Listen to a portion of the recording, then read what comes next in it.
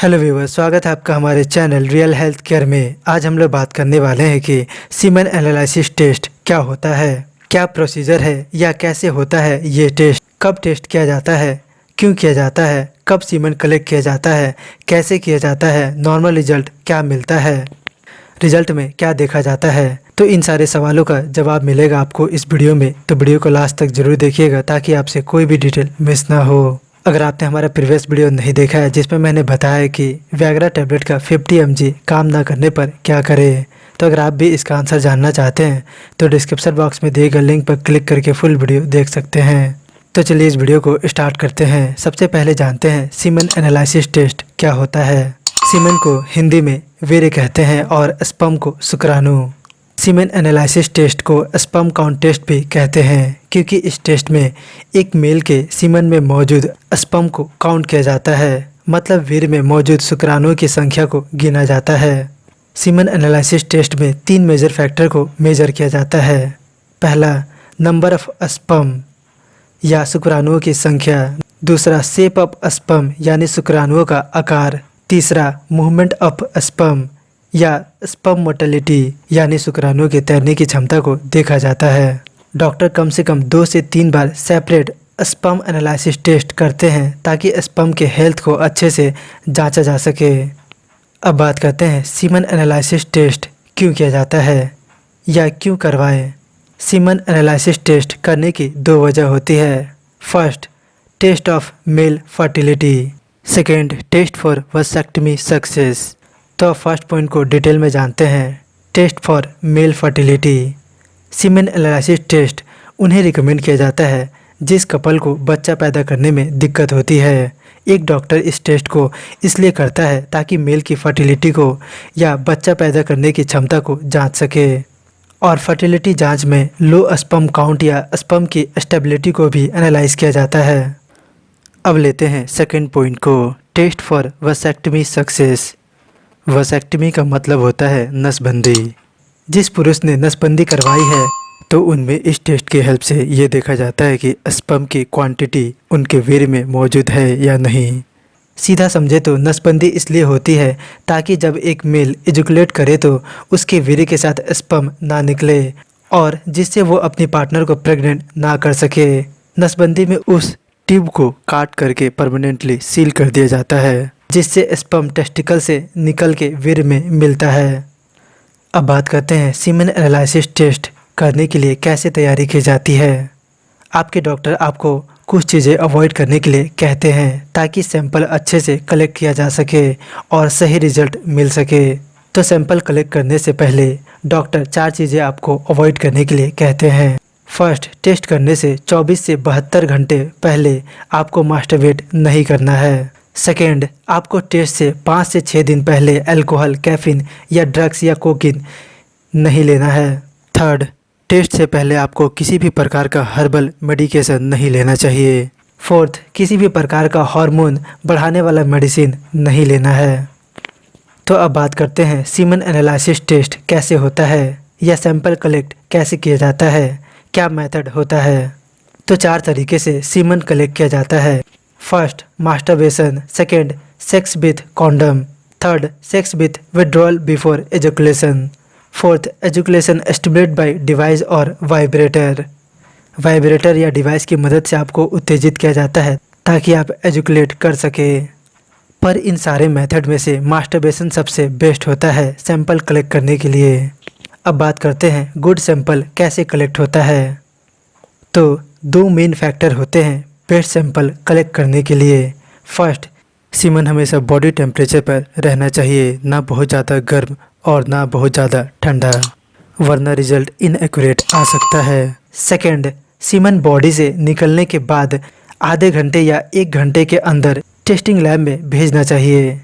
तो अब बात करते हैं सीमेन एनालिसिस टेस्ट में नॉर्मल रिजल्ट में क्या देखा जाता है, कैसे इसको नॉर्मल और एबनॉर्मल माना जाता है। सैंपल कलेक्ट करने के बाद 24 घंटे से लेकर 1 वीक में टेस्ट का रिजल्ट आ सकता है। डॉक्टर आपके रिजल्ट को देखते हैं और 2 पॉइंट को कंसीडर करते हैं। पहला, अगर नसबंदी हुआ है तो सीमन में स्पर्म की मात्रा प्रेजेंट ना हो। दूसरा, मेल फर्टिलिटी इशू को डेप्थ में कंसीडर करते हैं। तो डॉक्टर मेल इनफर्टिलिटी में 7 चीज़ों को देखते हैं और आपके रिजल्ट को नॉर्मल या एबनॉर्मल मानते हैं। First result point, sperm shape. Sperm normally 50% से ज़्यादा शेप में है या नहीं। अगर 50% से बहुत ज़्यादा है तो वो नॉर्मल है, अगर 50% से कम है तो वो एबनॉर्मल है और फर्टिलिटी कम कर सकता है। टेस्ट में स्पर्म सही से शेप में यानी उसका सर, मिड सेक्शन और पूंछ या टेल नॉर्मल है या नहीं, ये देखा जाता है। इमेच्योर स्पर्म होने से भी शेप में गड़बड़ हो सकती है और फर्टिलिटी इफेक्ट हो सकता है। अब बात करते हैं सेकंड रिजल्ट पॉइंट की, मूवमेंट।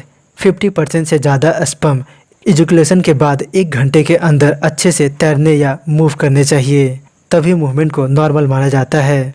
क्योंकि इजैकुलेशन के बाद स्पर्म तैरकर अंडे से मिलता है और उसे फर्टिलाइज करता है। अगर स्पर्म अच्छे से मूवमेंट नहीं कर पाता है तो उसे एबनॉर्मल माना जाता है। स्पर्म मोटिलिटी को 0 से 4 के स्केल में रेट किया जाता है, जहां 0 मीन्स स्पर्म मूव नहीं कर रहा है और 3 से 4 रेट मीन्स गुड मूवमेंट। अब बात करते हैं थर्ड रिजल्ट पॉइंट की, पीएच। अगर सीमन का पीएच लेवल 7.2 से लेकर 7.8 के बीच है तो उसे नॉर्मल माना जाता है। अगर पीएच लेवल 8 से ज़्यादा है तो इसका मतलब है आप इन्फेक्टेड हैं। अगर पीएच लेवल 7 से कम है तो सैंपल प्योर नहीं है या मेल के एजुकेशन रास्ते में ब्लॉकेज है। अब बात करते हैं फोर्थ टेस्ट रिजल्ट की, वॉल्यूम। एजुकेशन के बाद सीमन की मात्रा 2 मिलीलीटर से ज़्यादा होनी चाहिए तो उसे नॉर्मल माना जाता है। जितना ज़्यादा सीमन का वॉल्यूम होगा या जितना ज़्यादा आपका वीर्य निकलेगा उसमें स्पर्म की मात्रा या काउंट ज़्यादा होगा, जिससे स्पर्म अंडे को ईजिली फर्टिलाइज कर पाएगा। अगर वीर्य बहुत ज़्यादा पतला है तो स्पर्म की मात्रा भी कम हो सकती है और फर्टिलाइजेशन में इशू हो सकता है। अब बात करते हैं फिफ्थ टेस्ट रिजल्ट की, लिक्विफैक्शन।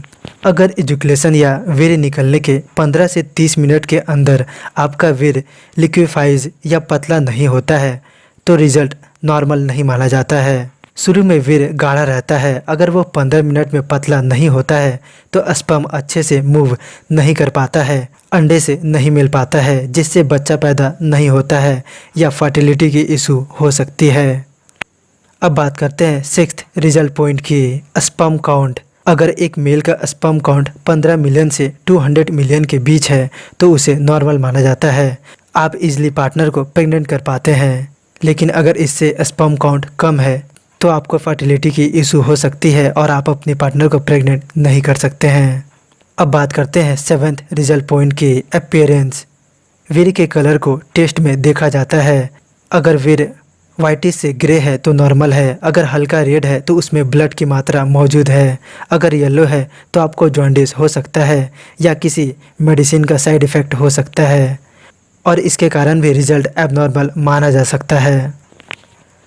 तो ये सारे प्रोसीजर होते हैं सीमन एनालिसिस टेस्ट में। तो अब बात करते हैं सीमन एनालिसिस टेस्ट कहाँ होता है। सीमन एनालिसिस टेस्ट किसी भी पैथोलॉजी लैब में करवा सकते हैं। अब बात करते हैं सीमन एनालिसिस टेस्ट में कितना प्राइस लगता है या सीमन एनालिसिस टेस्ट का इंडिया में कितना प्राइस है। इंडिया में सीमन एनालिसिस टेस्ट का प्राइस 100 रुपये से लेकर 3000 रुपये तक हो सकता है। यह आपके सिटी और स्टेट पर डिपेंड कर सकता है। तो होपफुली आप सीमन एनालिसिस टेस्ट के प्रोसीजर को बहुत अच्छे से जान गए होंगे। अगर आपको ये वीडियो पसंद आए तो इस वीडियो को लाइक कीजिए और लाइक ज़रूर कीजिए, इससे हमें मोटिवेशन मिलता है आपके लिए और भी अच्छे अच्छे कंटेंट बनाने का। और हमें सपोर्ट करने के लिए चैनल को सब्सक्राइब करके बेल आइकन के बटन को प्रेस करके ऑल को सिलेक्ट करें ताकि हमारे आने वाले सारे वीडियो की नोटिफिकेशन आपको मिलती रहे। अगर कोई डाउट है तो कमेंट कीजिए, मैं उसके आंसर ज़रूर दूंगा। मिलते हैं नेक्स्ट वीडियो में किसी नए टॉपिक के साथ। Thank you.